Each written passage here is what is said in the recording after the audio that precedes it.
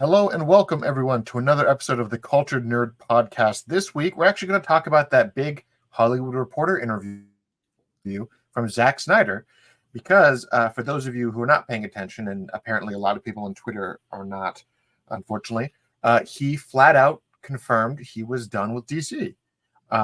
He talked a lot about Rebel Moon. He talked about his mindset for the project. He talked about James Gunn.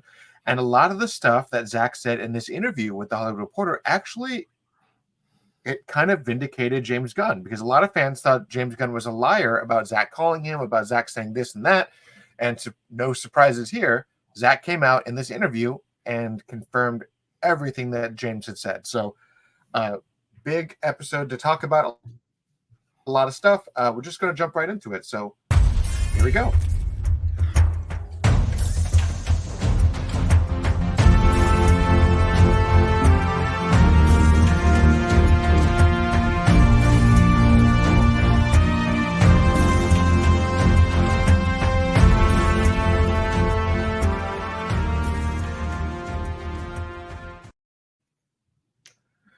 Hey, buddy, how you doing? Doing well. Excited for the drama you're about to bring our way. It feels like a couple broke up at school and everyone's been gossiping about it. Like, will they, won't they get back together? And then someone just asked the person and they were like, no, we're not getting back together. I feel like that's kind of what's going on right now. That's actually a pretty great analogy to how this is going. And the thing is, it's kind of like in a breakup or like a divorce settlement where everyone has their 2 cents about what really happened and no one has actually talked to the sources. Now that the sources are being interviewed, even now people are like, no, that's not what really happened. I know the truth, but you're getting it from the horse's mouth. So it's a very interesting thing. But on a separate note, happy early Hanukkah, my brother. Thank you. Hanukkah, I think, starts on Thursday, right? I think it's Thursday. It or did says, I have my dates mixed up? No, it's Friday, but it might be that sunset. I'll find out, but thank you. We are on Hanukkah Eve. It'll be happening here at the end of this week. I think it is.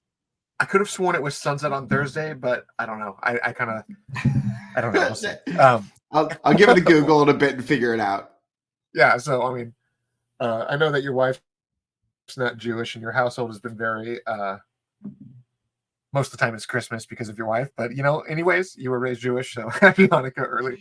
The menorah always comes out. I'll be blazing that menorah by the end of the week. So yeah, thank you. I appreciate that.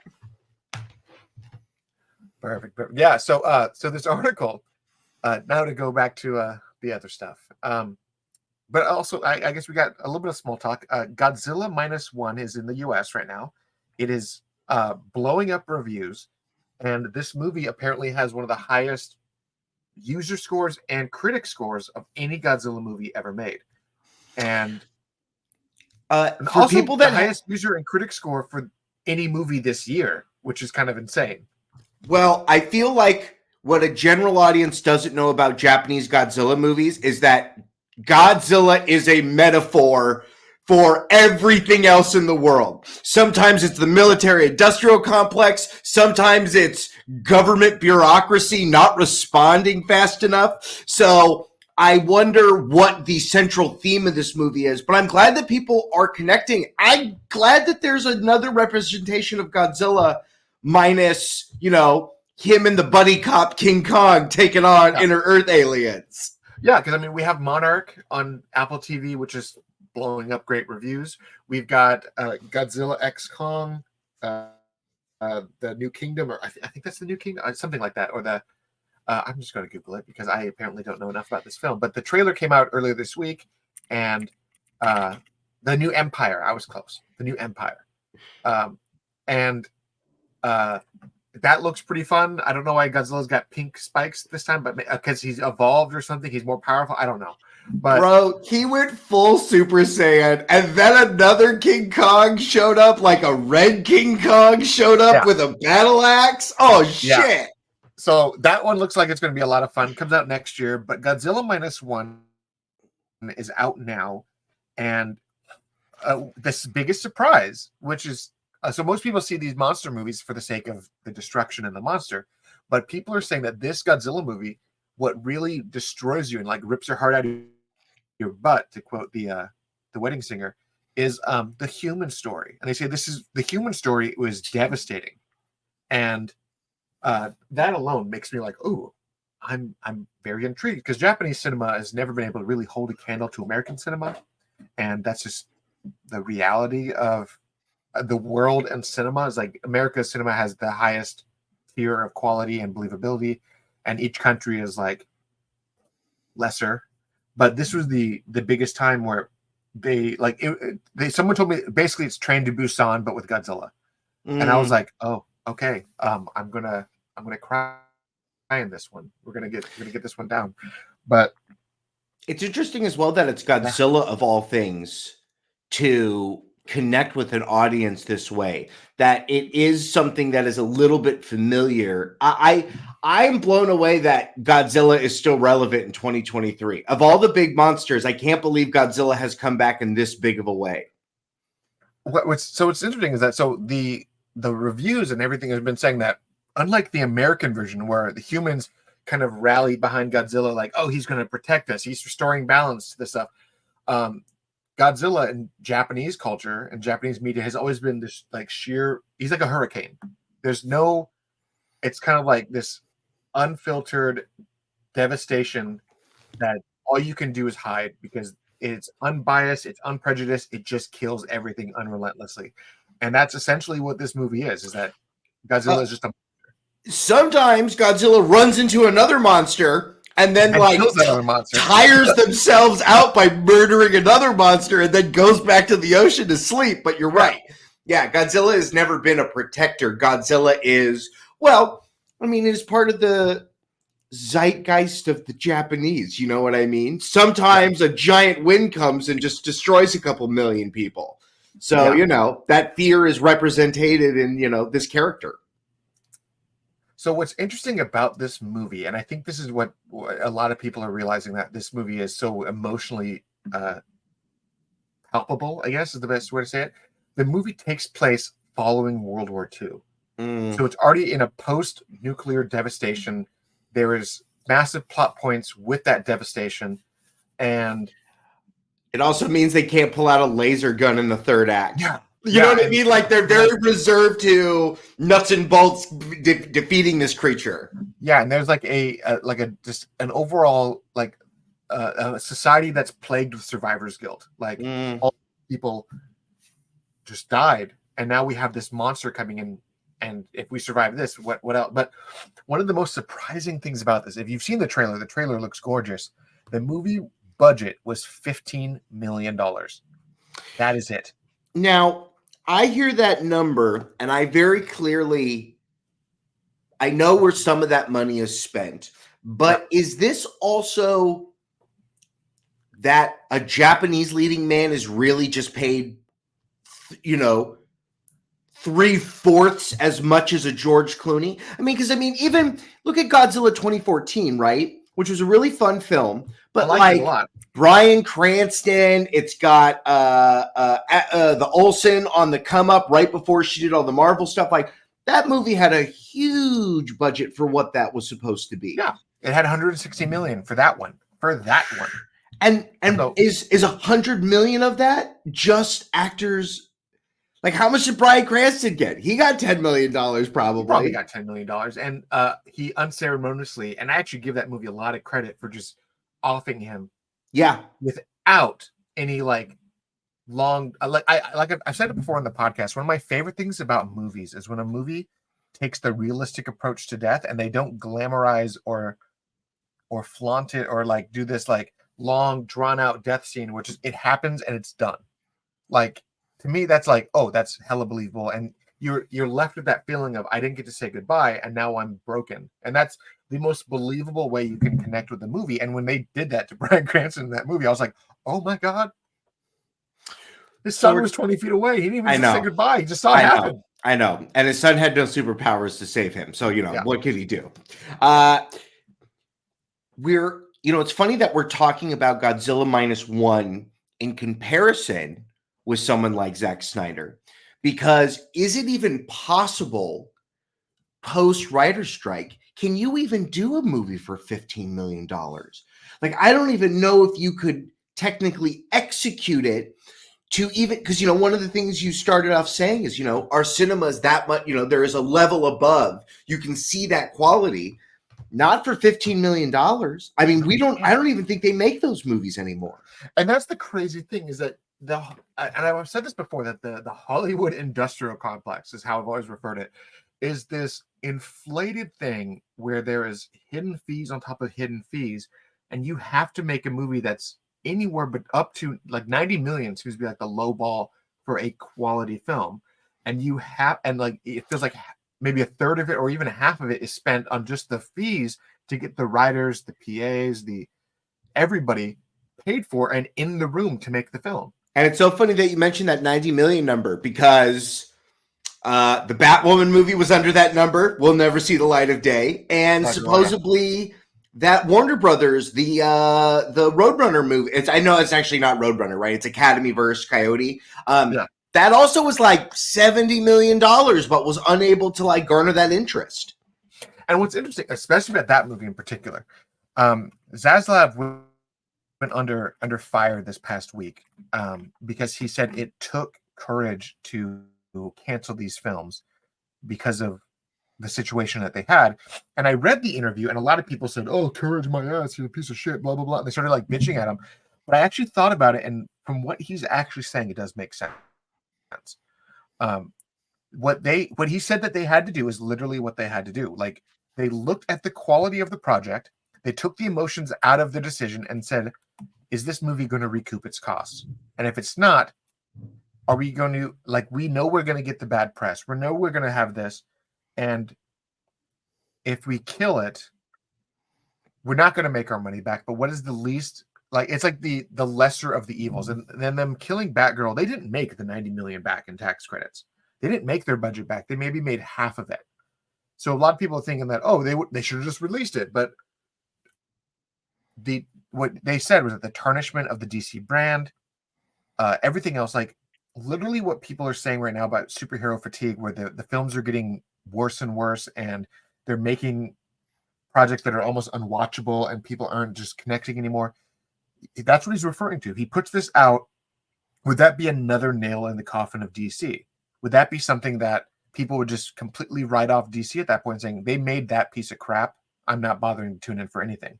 So I understand where he's coming from. And then they even said that, okay, yes, the Acme versus Coyote, we will allow it to be shopped around. They showed it off to people. It still hasn't been picked up. Yeah. And in that time that this whole fiasco happened, Disney did the exact same thing and quietly killed a film, unkilled it, and then allowed somewhere else to buy it, and someone else did buy it. So, well, I think that that's the interesting point. I keep seeing articles, and I feel like streaming, they are not making the money off streaming that they thought they were going to, because I keep seeing, I mean, Paramount has basically lumped Showtime in. I don't know when officially they're going to kill that off, but that feels like it's happening. It's already happened, yeah. There was another, the rumors of Disney trying to be sold to Apple, of like, what is even, does something like that mean then for the rest of content world? And then also the lumping of, I heard Paramount Plus with Apple, that you would pay for one and you would get both and stuff like that, no, which is fine. Verizon today dropped, so also did Disney. Disney dropped a dual plan for Disney Plus and Hulu for $10 a month. Both of the ad versions, so I don't think there's a way to undo the ad versions, which is kind of annoying. But the comparison was that for $10 a month, you get the two apps. Well, if you did them separately, it's about $18 a month. So I was like, oh, that's a much better deal. I can see what they're doing. And then I think it was Paramount Plus and Apple TV were paired together, or was it Apple TV and Max that were paired together? It was something surprising that I was like, oh, and Verizon had that exclusive deal, which was like, oh, weird. But that's the kind of thing. And then so Sony went under fire yesterday. I'm not sure if you heard about this, where they were basically told that licensing issues, or they're now pulling Disney Plus content and certain Warner Brothers content off of the PlayStation servers, despite the fact that people had paid for these things because of a licensing and rights breakdown between the two companies. And a lot of people said, "Oh my God, I can't believe Warner Brothers is being shitty again. This is always happening," and blah blah blah. But when I worked at Amazon 10 years ago, this thing literally happened between Disney and Amazon, and Disney had literally pulled their content, and people who had paid for all their Disney films on digital lost their content. They got the deal back, everything was restored, but I learned something from the licensing deals and the contract deals is that when you buy digital content, you're not buying shit. You're leasing the content, and that any time they can take the content away. And that is why I have been a huge proclaimer of buy physical media, because the studio is not going to break into your house and take the DVD from you. Or like, I get mad now when like Alan Wake 2 came out, and I was so excited for it, and then they said it was digital only, and I still haven't bought it because I loved the first one so much. And then when they said the second one was digital only, I immediately realized that I'm never going to have any longevity with this game. At any point, they can just pull the license and it's gone forever. Well, I mean, isn't that... I think you're bringing up a very interesting point. And I mean, I think about it in games like World of Warcraft, where people have 20 years. I mean, how long have people that have been playing it at least 10 years plus? It's like all of this only exists within this cloud as long as all of this continues. And it's interesting because you see this a lot with mobile games now. People are getting upset. Like Square Enix went under fire because they released a couple of games on digital on Apple and Google and everything, and they had a really passionate fan base, but it wasn't getting the numbers it was getting, so they killed the project in maybe a year. Right? They've released like 3 fucking Yu-Gi-Oh games and then cancel them. And people spend money on these digital card packs. Exactly. And that's the thing that I keep pointing out to people is that there is no guarantee with digital only content. Because at any point, if a game is required to have some sort of online connection or registration or anything like that, if that goes down, that's it. Right? Like Alan Wake, for instance. If say we have a Fallout scenario, right, where the world comes to an end, everyone loses the internet, blah, blah, blah, or we just have like a brownout where you can't access the internet for a couple of days. The way the digital content is set up right now is that unless you pair it online, you cannot access the license. Right. And if at any point you played your save file online and you lose connection, you cannot play the save file. So unless you have a physical copy and you're just wanting to pass the time and turn it on and just start over, there's no way you're playing that game.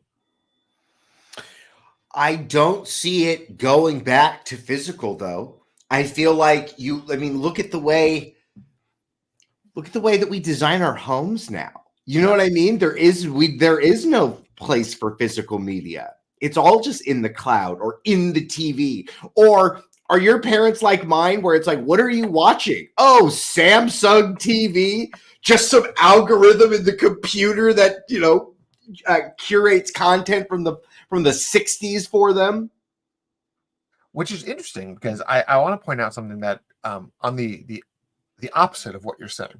So Chris Nolan went on a big tangent the other day saying that physical media is the only way to preserve art. Yeah. And he said that, and Guillermo del Toro and a few other notable names also agreed, saying you cannot rely solely on streaming and physical media needs to be prioritized.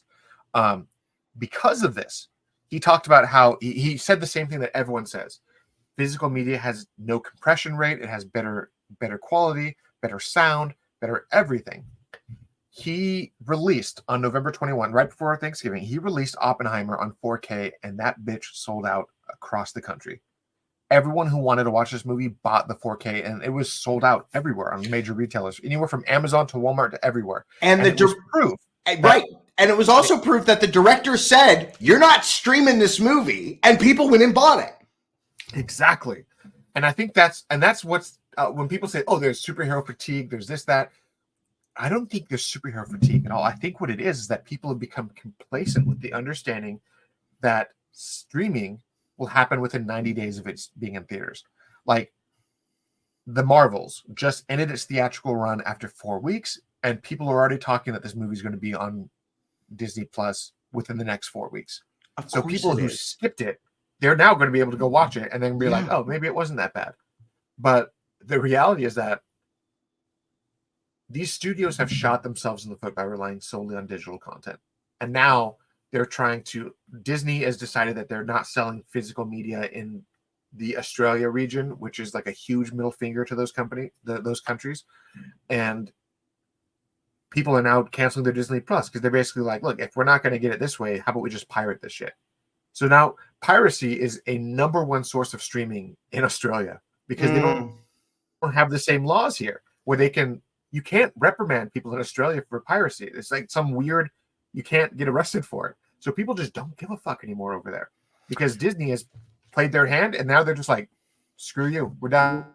And it devalues the media devalues it across the board because when I feel like we've already devalued it with things being on streaming, right? People assume that it will be there and that, why would I pay anything more than what I'm already paying?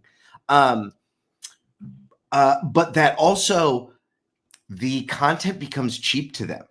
Yeah. Like, I don't care what the quality is. I rip this off for free anyway. So why do I care that this new Indiana Jones movie sucks? Because it does suck. I actually watched about half of it. I really liked it so far. We'll see how the end sticks for me. But I have a different taste in the movie. We've talked about this our entire lives. What I love, you don't love, and vice versa. We have different tastes. But let's wind the clock back 20 years ago when we were in high school. No, was it high school? 20 years ago? Maybe a little bit more. When we would go out and have our movie nights, and we would go to a Blockbuster, and we would spend maybe an hour trying to iron out what one movie we wanted to watch. There was a value to that because by the time we picked the movie we wanted to watch and we watched it, even if the movie was meh, we were still committed. We didn't turn it off and go back to it later because that's what people do with streaming now. People will literally turn off a movie 20 minutes in if it doesn't hook them. It's like our attention spans for film has just gone to shit lately. I remember specifically when we had a movie night with all the guys and we rented Catwoman and we watched it all the way through. And mind you, by halfway through the movie, it turned into an episode of Mystery Science Theater where we were just making fun of it. But we still finished that movie because we paid the money to rent the damn thing. I wonder, I was just thinking about something you were talking about, how physical media sounds better and looks better. It's so true. There's nothing worse than being in a movie and then running into a buffer or a weird blip in the internet. Or like you're watching it and it gets blurry for a second, then goes back to clear, and I'm like, what did I miss? Yeah. I just was so funny because I just watched Netflix is starting to come out with its, more serious stuff. I just watched The Killer, David Fincher's Killer. Enjoyed it a lot. But as you're watching it, you're like, oh yeah, this never went to a theater. The intended goal of this was not to be in a theater. Yeah. It's such a crazy world we live in right now with all this stuff. It's like I don't know.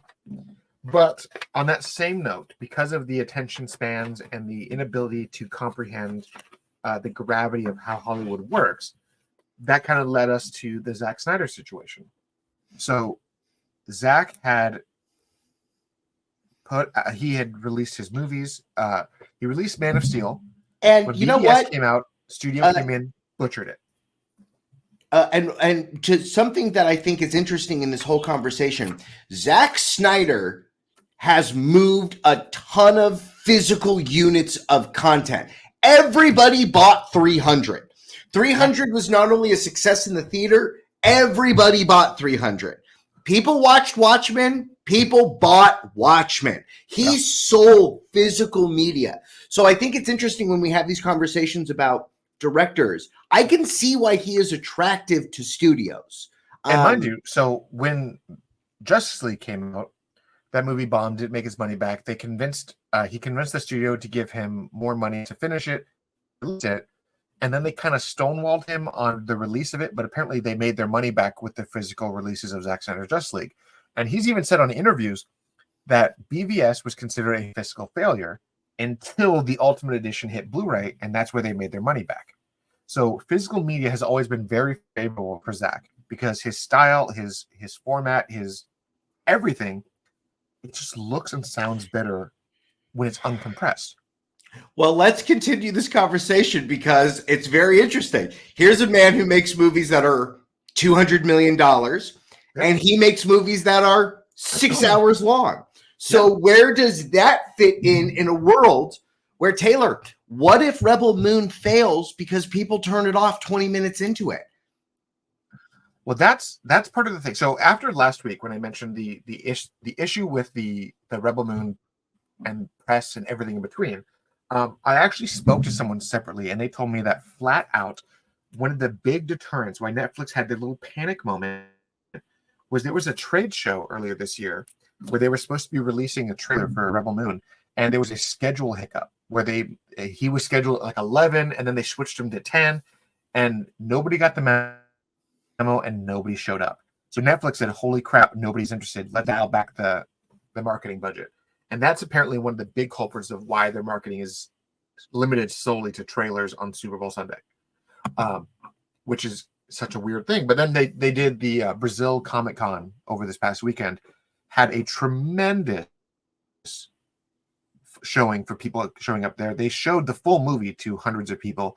The reception has been very good by these fans who showed up. But at the same time, the argument is that anywhere in South America, this is the only convention you can go to. So all of South America who was interested in Zack showed up. So it's not the biggest litmus test for how big of an audience that is. It's just this is the biggest con every year because it's the only con they have down there. So they still were like, okay. But there's a lot of social media presence down there, a lot of trailers, the full movie got played. Everything was very receptive, very well down there. So maybe they'll somehow get their heads out of their ass in the next 2 weeks and maybe start doing more with it. But the fact that they're still not. The movie comes out, what, 10 days? 14 days? I mean, It's really close. Yeah, and so the only thing that we have, aside from the movie coming out like on the 20th or whatever, is that they're doing the physical premiere in LA, and this physical premiere was open to fans, not the press. So if the press got a ticket on the fan thing, cool. Otherwise, only the fans are seeing that. So we'll do a review. I mean, we'll both watch it and give ideas and stuff like that. I already signed up for you to get tickets. I can't make it to LA that time, but I signed up for tickets for you. So if I get tickets, I'm sending them your way. Thank you. I wonder if that. I also wonder how that. One of the other things that is lost in streaming world is that so often we watch these things by ourselves. I wonder if this movie needs an audience. I wonder if there is a visceral, when the good guys do something cool, that energy feels more in a room other than you watching it with your kids and Cheerios on the ground. No, but so I remember when we saw a Phantom Menace, right? Back in like 99. The movie had some amazing moments, but there was also some downfalls to the movie. Jar Jar Binks is a glaring issue even to this day. But the moment that they said, "Oh, this robot's call sign is R2D2," the entire audience shook the building because and you feel that electricity that comes from those moments makes the situation more enjoyable. So even if the movie's crap, if it has a really great fan service moment and the audience gets jacked up and pumped up for it, it makes that situation, it gives you a good memory out of it. But it's even true of movies like, I remember the first time that you and I saw Anchorman, and I had no idea what it was. It was this new Will Ferrell movie, and the theater was falling over with laughter. Or even the time that me and your dad saw Team America, and your dad literally fell out of the seat watching this film. I laughed so hard in Team America. I couldn't believe how funny this was, and that we as an audience are experiencing that. Yeah. I wonder if sometimes these movies fail because it doesn't have that feeling to them. Possibly. And what's interesting about this is that Zack has been known for having these great projects that need that vibe, that need that like the experience with other people. And now his next big project, he spent 160 plus million on this thing, is Rebel Moon Part 1 and 2. And with that, we already know that the Part 1 that we're getting this month and the Part 2 that we're getting in like March or April are not even the director's cuts. And we know that the director's cuts are also coming probably by June of next year. We'll have the actual true versions. So standard Zack Snyder fashion, the first cut we're getting is the PG-13 version, and then the real cut is coming later on, and it's going to be rated R. So I think there's also a lot of headaches with that among fans, because that fans are even realizing that they're doing it again. Like Netflix is doing it. Why didn't Netflix right? But why didn't they learn the downfall of Warner Brothers? Like, that's the thing. I don't understand why these other studios pick up Zack and then make the same fucking mistake. It's like he needs 6 hours and it needs to be an adult story. Let it happen. So it's interesting. So this article from the Hollywood Reporter came out, and now we're about halfway through the show. We're already now talking about what we started to talk about. This article headlining for Zack is called Zack Snyder's Moonshot, and it's a big piece on him where he talks about how Rebel Moon is coming on December 22nd. This very same day that Warner Brothers is releasing Aquaman in theaters, which is kind of like a huge wow. Okay, Taylor. So Rebel Moon will have better numbers than Aquaman. I'm sure it will. So they talk about a lot of the stuff that he went through while he was at WB's and everything with Justice League, and he talked about all the process to finishing the Snyder Cut. And he basically said, "I never looked at it as I never looked at it as the job. Oh, I'm the architect of DC. I need to create entertainment for DC that sells toys, and that's for the masses and fun for everyone. I didn't care about that. I liked Batman. I liked Superman. I wanted to make something cool. You picked the wrong guy if you wanted a product." And that was, again, what everyone says about Zack Snyder was that he was not the guy that you should have hired if you wanted to make a shared universe. Zack, from the beginning, wanted to make a 5 or 6 film anthology, and that's it. So as he goes on, as this article goes on, they talk about 300. They talked about Rebel Moon in particular. Says, "I thought that Star Wars was in a vulnerable state, so I had a chance. So I thought I had a chance, but he wanted to make this rated R hardcore story, and Lucasfilm was like, nah, we're not doing that. And then he turned it into Rebel Moon, and here we are." They talked about how Watchmen, even today, Watchmen is being praised by Chris Nolan as way ahead of its time, and as it's almost like required viewing for people. He said that this movie is necessity to understand the human condition. Yeah, the problem with that Watchmen movie is that it's not 5 hours long, because that television show was given so much more time.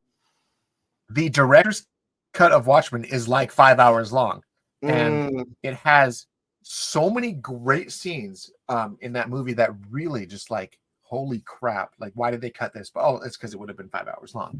So if you ever get a chance, watch the director's cut, and then you can watch the ultimate cut. Like, he says that the director's cut is his director's cut, but there was a longer version that actually put the voyage of the Black Freighter in. They weaved the animated story into the movie like it was in the comic, so it's a very almost 1-to-1 of the comic, so it's really cool. But as this article goes on, he talked about how here's the big one. Soon something else would shake Snyder even wider awake. As he's directing the scene, news travels around the set that Warner Brothers has announced new leaders for the DC universe, James Gunn and Peter Safran. Snyder worked with Gunn, and they both started out their film careers together. Gunn wrote Dawn of the Dead, and the two ended up following very different paths. In fact, Gunn, who had helmed Guardians of the Galaxy for Marvel, became pretty much the anti-Snyder in a lot of people's eyes. While Snyder went on to explore the dark and torturous coils of Clark Kent's sunny soul, Gunn shot poppy, soundtrack-laden, feel-good sci-fi flicks that made outer space look like a blast. And then he said, and this is the big one, so I called him up and said I wished him for the best. Snyder would later say about Gunn moving into his old fortress of solitude. I told him I wanted it to work. From the start, Snyder was something of a rule breaker. He grew up in Greenwich, Connecticut, so on and so forth. They talk about his dyslexia. They talked about going to art school. And as they kind of went on, they also brought up the fact that not only did Zack call and congratulate him, which confirmed what James had said, he later on confirmed that he is done with DC. He says his time of DC Comics is done. He said, and then he also said in this article that the only thing that would ever make him want to go back to DC is if James offered him an Elseworlds project of a one-to-one adaptation of The Dark Knight Returns, the Frank Miller story that essentially inspired 90% of Ben Affleck's take. So he wanted to do the story with the tanks, the mutant gangs, Joker getting killed, all that stuff. Which you can see in Batman v Superman. Yeah. That's all the stuff he wanted to do. Yeah. So it's very interesting where this whole article is kind of like this big expose on who Zack is as a person, his career, and in a very interesting way. This is one of the first times I've seen a major trade not take a massive dump on Snyder in every chance that they could. They gave him room to talk. They positioned everything as positive. They talked about the release the Snyder Cut movement and how everything happened, and how the fans hired banners and sent gift baskets and everything. They talked about how fans revolted against Walter Hamada and Jeff Jones, and he even said, like, a lot of this stuff, like, you can say, yeah, there was negativity, there was a toxic element, but that doesn't matter because look at all the good they also did. He's like, he chooses to focus on the good, and he says it right here. The truth is, it doesn't matter. The movie got made. If they were smart enough to employ bots in this thing and they won, then the movie has no business existing, but now it does.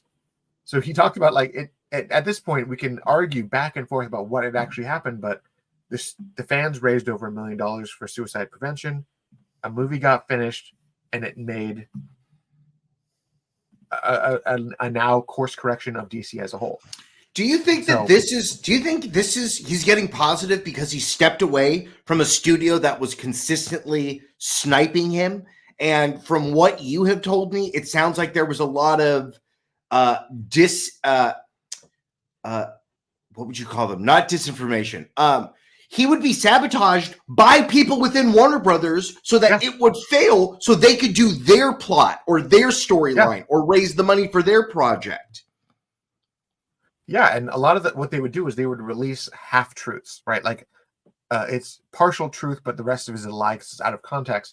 And they would release plot points and key details specifically to sabotage the reception. And at this point now, Zack is out of that. And mind you, all these people are gone now. Like, they don't work at Warner Brothers anymore. So the fans attacking Warner Brothers right now for something that the last people did is like,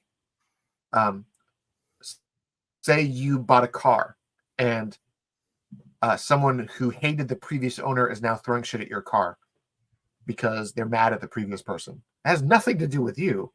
Right. It has nothing to do with the car. But the person who was driving it's not even there anymore. So it's kind of an interesting thing. He talks about in this article how he loves that Netflix has allowed him to control his IP. Says after Rebel Moon premieres in December, the second part will drop in April. In between then, there'll be a graphic novel, a podcast, a photo book, and maybe even more Rebel Moon if these two parts are received well. So they know that this could be a lot. And Zack is happy where he's at, and he has moved on. And yet some fans still think that he was coerced into doing this. And there's even a new narrative now that over this past weekend, Zack got control of an old project. Let me see if I can find the name of it. Even though Netflix doesn't do physical media, everything that you just mentioned all sounds like a pretty good lumped together Blu-ray set that's $75 that comes with both movies, a podcast, an art book. I mean, I can see where you could position this for physical media. And so what's interesting is that following this big article, Zack regained the rights to a script, Blood and Ashes. And this movie was a script that he pitched to the studio, Warner Brothers, way back in the day. It was actually meant to be a 300 sequel. It's the story of Alexander the Great set in the same world and same timeline of 300. So it was meant to be like a in-universe follow-up. It was also described as very homoerotic because the big plot line of the movie was going to involve Alexander the Great's homosexual relationships, and they said it was going to be very gay and very violent, which is I mean, that's half of 300. So I don't understand. People would have loved it. I think that's what they would have had to deal with. I mean, it's funny because like people are like, oh wow, Zack Snyder is going to direct a gay movie in 300. I'm like, I don't know about you guys, but I watched 300, and every one of those Spartans was pretty much running around in their underwear, jacked beyond belief. I know a lot of our mutual gay friends love that movie because of how visually fun it is. So it's like it's not surprising at all that he actually leaned more into that angle in a sequel. But aside from all that, there was a lot of a new narrative that people are saying that Zack agreed to say all this stuff so that he could get the rights back and blah blah blah. The reality is that the rights that the studio had were timed, and it just so happened to time out by this point because they never moved forward on it. So he now has the rights. Does he have any Netflix other? Will make the 300 sequel. Maybe. Does anyone else? Does any other studios have Zack Snyder projects that didn't go anywhere but are still contractually there? Just this one? That was the last one, I think.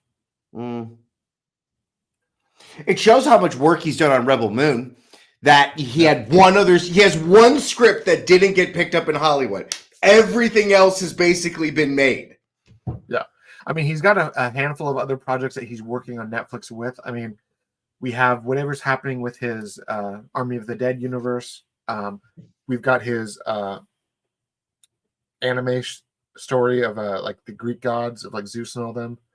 There's a bunch of stuff that he is still working on aside from this, but it's a very interesting thing because this article, it even touched base on the controversies behind members of the cast. Like he talked about Ezra Miller's controversy and said, Ezra did a great job at the Flash movie. It's very difficult to play against yourself. And he praised Ezra's job in that movie, playing the villain and the hero simultaneously. He talked about the controversy behind Ray Fisher and everything that happened between him and Joss Whedon and the racism accusations. And he said he's weathered the storm in a way that many people could not get to do.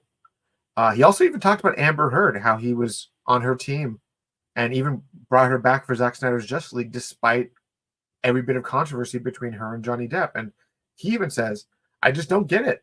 If other people don't like her, I don't know what to say. I would work with her again in a second. Like, yeah, and I Zack feel like is that one of those nice guys. And I feel like this pops up over and over again. He likes actors and gets along with them and knows how to get performances out of them and gets them to show up on his sets on time. And, he doesn't have these issues with them. You know what I mean? It feels like all these issues pop up when he's not around.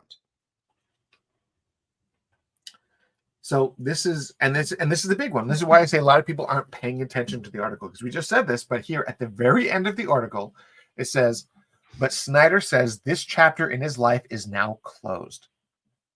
And it would be difficult to coax him into reopening it. If his buddy Gunn called him and invited him back to DC, he might consider doing a Dark Knight Returns adaptation, but only, in quotes, a true representation of the graphic novel. He said if Marvel rang him, he may think for a second about Daredevil and Elektra and maybe adapting Frank Miller's Elektra Lives Again. But that's it. It was the only thing he would do. But Disney doesn't let you direct a movie. And it says, and what about Star Wars? He says, nah, I don't think so. Those guys have a handle on the brand. So he said that he wouldn't work for Marvel or Disney or Star Wars or anything like that because it's not practical. But if James Gunn called him up in a few years and said, hey, let's do a proper Dark Knight Returns, Elseworlds project, go nuts, he would do it.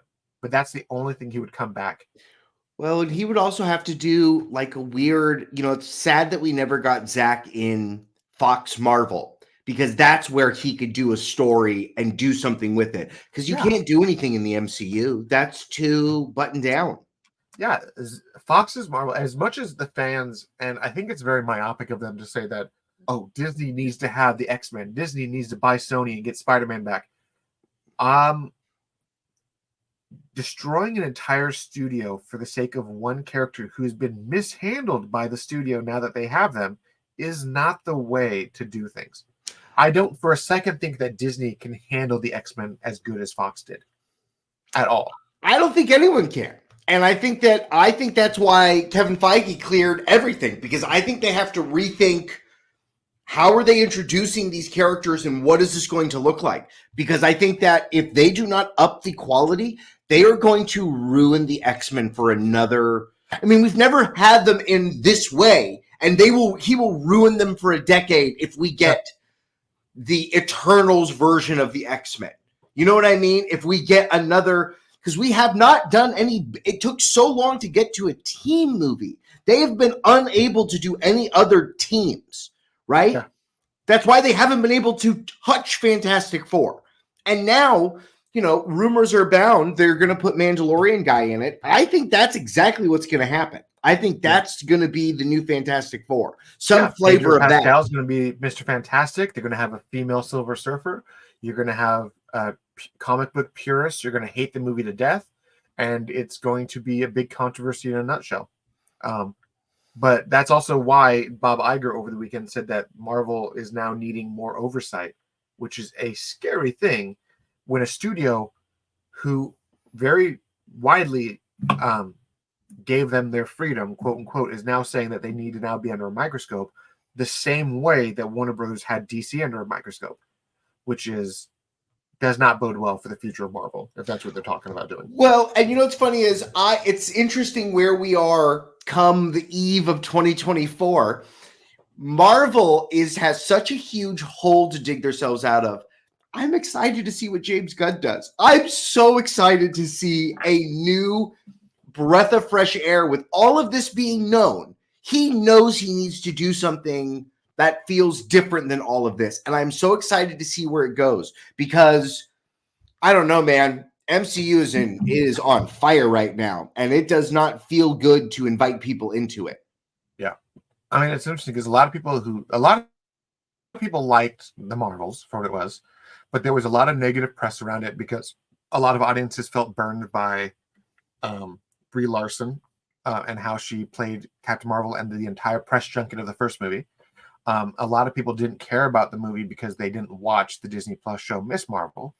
And a lot of people who went online and saw the negative press basically saw that the same thing that everyone was saying was that essentially the villain for the Marvels was President Scrooge from Spaceballs and trying to reignite their planet by taking the air and the water off of other planets.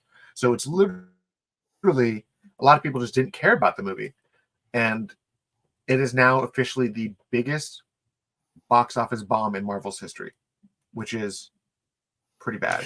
Which is saying a lot.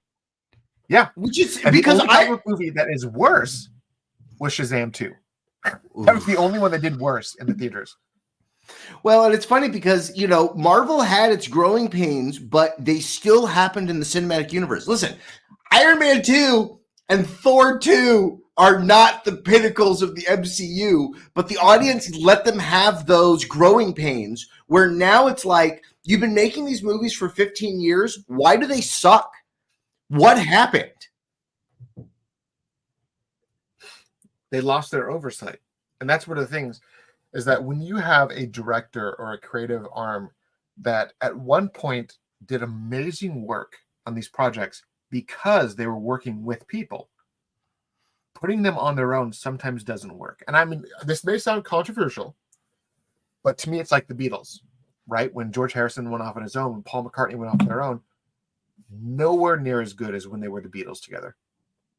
And I attribute that to how Kevin Feige was. Kevin Feige had people that he worked with, people that reined in on some of the things on the crazy ideas that he had, or gave him another idea that allowed him to branch off a different way. But by having other voices in the room with him, the stories became more refined and they became better versions of what they were making. Without that, we now have Marvel Phase 4, Phase 5, and whatever we're at currently, where we're right now waiting to see what happens with Jonathan Majors, because he went to court and his lawyers argued that this is just basically a vindictive ex-girlfriend trying to destroy him, and they have evidence to kind of prove that. But at the end of the day, Marvel is literally preparing to destroy their entire plan for the phase if this doesn't go their way, which is I mean, I almost wonder if they should and set up another bad guy for this Avengers movie that's supposed to be coming. Yeah, or Secret or Secret War. Just pivot to Doctor Doom, pivot to Galactus. You know what? Pivot to Magneto. I mean, I don't know. I mean, are we at that spot yet that we're talking about X-Men villains being in the universe yet? Because like maybe it's time for. I've heard about the X-Men being in this universe is that the good X-Men are going to join the Secret Wars to help fight the end of the world. And I don't know, man. I think it's time for Juggernaut to punch the fucking Hulk in the face, and the Hulk say, "No, brah." Like, I think it's time to maybe raise those stakes because there's a number of huge threats that you could have inside of that world, but they don't want to do any of the They don't want to do any of the like X-Men registration storylines. You know what I mean? They don't want to do that stuff because it's too controversial. And that's why they're good stories. Yeah. Like Zack Snyder even said it was that powerful art. I have the quote somewhere on my water bottle right here. Powerful art can heal, bring awareness, and create change. Disney has not been in the market of powerful art for a long time. And it shows that they had, 10 films fail this year? Yeah. Right. Yeah. Because they're not posing those difficult conversations anymore. They're playing it safe and they're playing it dumb. And it's not working anymore. But what is the most, like I said, the most interesting stuff behind all of this. So Zack Snyder gets all this creative freedom. There's fans on the internet that are still attacking James Gunn for literally Zack confirming all those conversations. Early this year, James Gunn said, Zack gave me a call when I got the job, congratulated me. First comment, bullshit, you're making it up. Zack doesn't even like you. Right? Zack debunked that. They talked about how James Gunn has said multiple times Zack has never brought up finishing his DCU plans. Again, Zack even said he's moved on from that, and he would only go back to DC if James asked him to do a 1-to-1 adaptation of The Dark Knight Returns. So literally everything that the fans were trying to crucify James Gunn for earlier this year have now been debunked by Zack Snyder's mouth. And I think him doing this Dark Knight Returns is an amazing thing that fans could really get behind, but understand that's not for 4-5 years at best. They need to lay out this new universe, and that is going to be James Gunn movies and properties way before we get to redoing this graphic novel. And why are we talking about Zack Snyder doing a Spawn movie? He could do a great Spawn movie. He could, but Lionsgate already has someone that they're using, and I don't even know if that movie's ever going to happen at this point. I don't think it is. I don't think they know what to do with any of these horror heroes. Blade is in development hell. Spawn has never done anything forever. I don't know, man. I don't know. Do you think... I hope that this does allow for this to go to bed so that we can focus on other positive aspects of both of these projects and not be mired down in all of this old business. I would love it if the fans could take this for what it was, but at the same time, a lot of the comments I'm seeing, a lot of the rhetoric I'm seeing online right now is essentially that Zack said earlier this year that he would do this. So they're trying to quote yesterday's Zack on what today's Zack is saying. And honestly, it doesn't matter because at the end of the day, is Zack physically over at Warner Brothers? No. Is Netflix trying to buy the licensing rights to Batman? No. They couldn't afford to. The reality is that what the fans want has never been rational or reasonable. But even when Zack now is saying that he's done and moved on and closed that chapter in his life, they're still digging their heels in deeper, saying it's not true and it's going to happen. I'm really bummed that they're not releasing PG-13 version and our version of Rebel Moon on the same day. And I'm already dreading people saying this movie feels not as robust as it should. And it's like, there is a version of it. You just got to wait 3 more months. Yeah. And that's the sad truth of it, is that people are going to find ways to bitch about it. And it's fully possible that the reason why Netflix decided to back down and say they weren't going to do any press or any PR stuff or anything like that for this movie, which is, I mean, if they're going to, they have literally like a week to decide to do it, or they should have decided yesterday and they have a week to get it all out there. So I don't know what's happening. But maybe they're just worried that this PG-13 cut is going to get ripped to shreds by the press, and they're just ignoring it, and they're just moving on, which is why the premiere of the movie is a fan premiere, not a press premiere. It's for the fans. So maybe Netflix has learned the press isn't going to help us. The fans will. Maybe we can get the positive word out in the street from the fans. I think he hit the nail on the head. You know, when Disney released Haunted Mansion and they couldn't get actors, they invited YouTubers and influencers to go to a red carpet and play with all the stuff.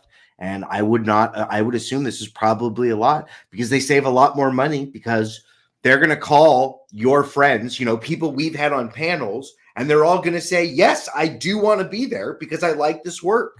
Yeah. Yeah. And I don't know. It's going to be an interesting next couple weeks. So I'm excited for the movie. I'm excited to see Rebel Moon. I'm excited to talk about it with you during Christmas time. Yeah.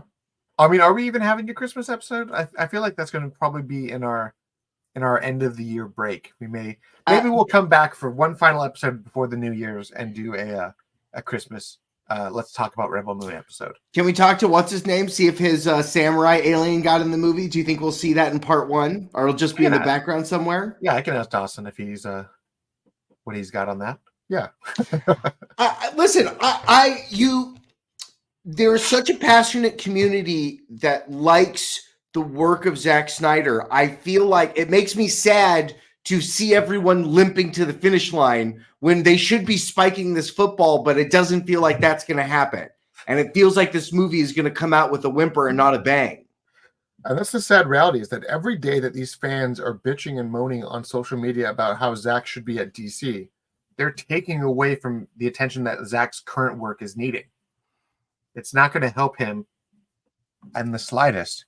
It's not going to help him make his new project successful, because maybe they think the same thing, that if we boycott his new work, he'll go back to DC. But that's not how it works. Hollywood doesn't work that way.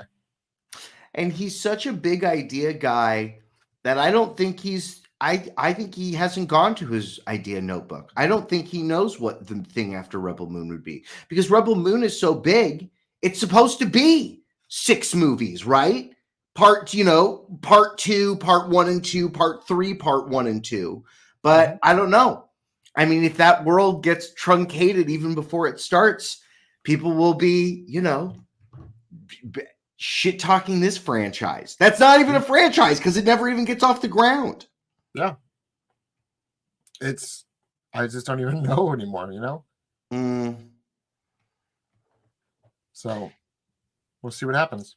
I wonder if Netflix would move him, if they would give him any of their projects. I wonder if there's anything else under their umbrella or any of their TV shows that he would want to attach himself to.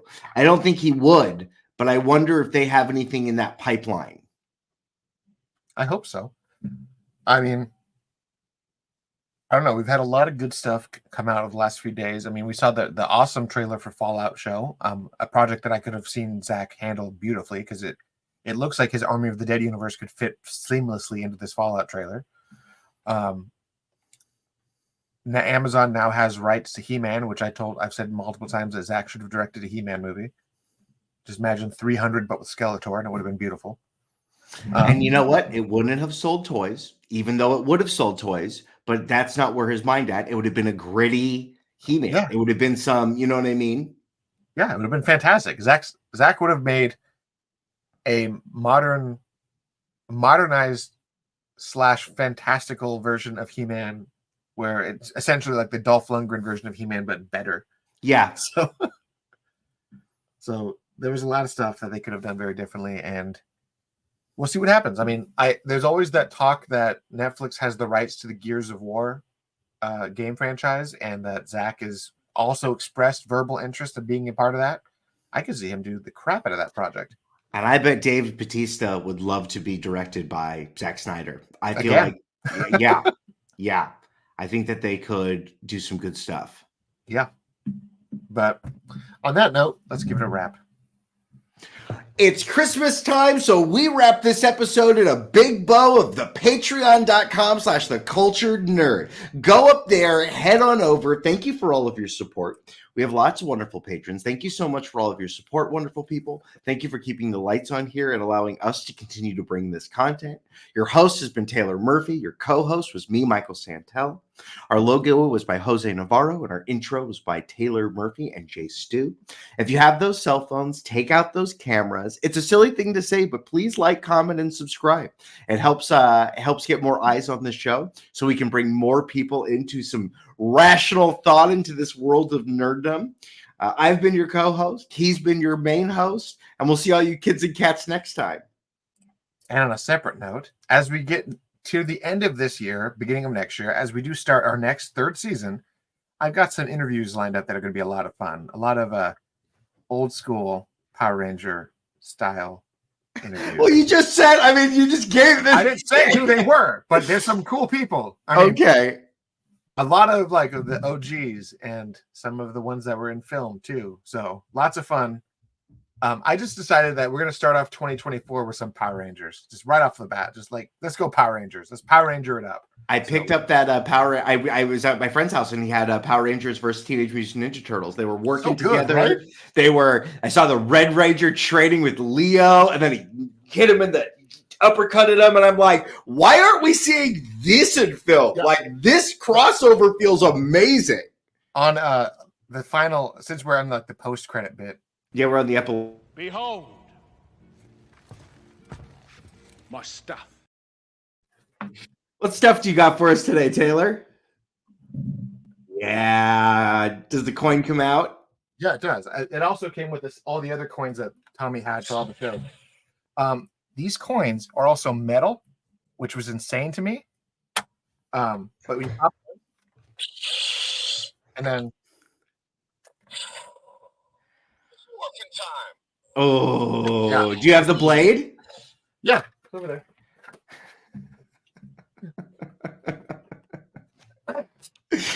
Of course I do. Do you have the hell? We'll ask him when he puts his earbuds back on. We'll ask him about his yeah, there it is. There's the bad boy.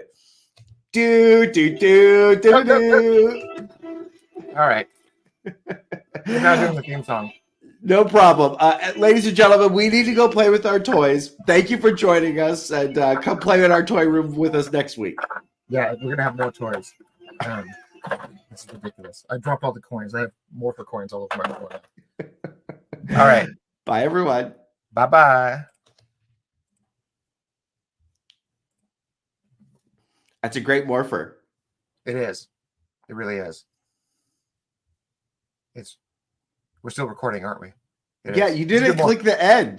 I did click the end. There it is. No, you didn't. It said there was an error. I can't stop it. We have to keep going.